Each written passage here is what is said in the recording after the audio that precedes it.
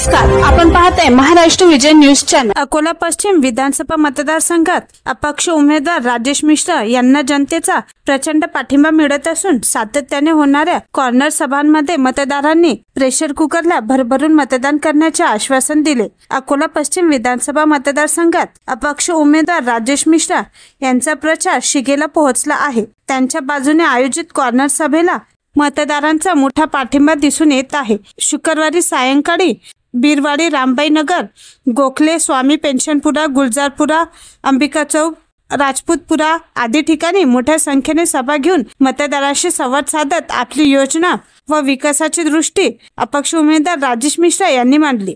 केवळ जिंकणे हे आपले ध्येय नसून त्यापेक्षा मोठ्या फरकाने जिंकायचे असेही त्यांनी सांगितले। स्थानिकांनीही विश्वास व्यक्त करत यावेळी राजेश मिश्रा यांनाच आमदार करायचे असल्याचे सांगितले। शनिवारी कोंगू रोड, सहकार नगर, तुकाराम चौक, निवारा हनुमान मंदिर आदी ठिकाणीही सभा घेण्यात आल्या। त्याचबरोबर आनंद नगर, परदेशीपुरा, गायत्री नगर आणि अकोटफैलमध्येही अपक्ष उमेदवार राजेश मिश्रा यांना उत्स्फूर्त प्रतिसाद मिळाला।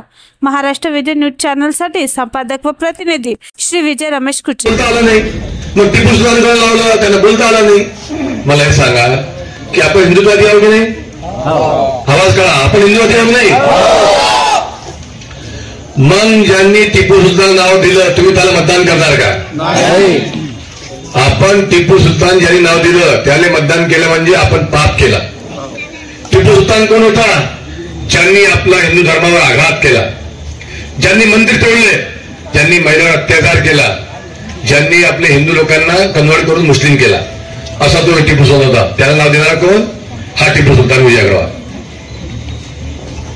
माझी विनंती आहे तुम्हाला, आता हा विषय आपला हिंदुत्वाचा विषय सध्या नव्हता, हा इलेक्शन आहे। यामध्ये राजेश मिश्रा काय केलं, राजेश मिश्रा काय करणार, हा विषय आहे। आता हे जे आले होते 30 वर्षाचे आमदार खासदार यांचे आहे, सांगा की कदाचित आता त्यांनी एक नवीन चालू केल्यामध्ये कावड निघणार नाही, पालखी निघणार नाही। आता सर्वात मोठी कावड कोण काढते तुम्हाला माहित आहे आपल्या शहरामध्ये? ते राजू चव्हाण। थांबू शकते कोणी कावड आपला?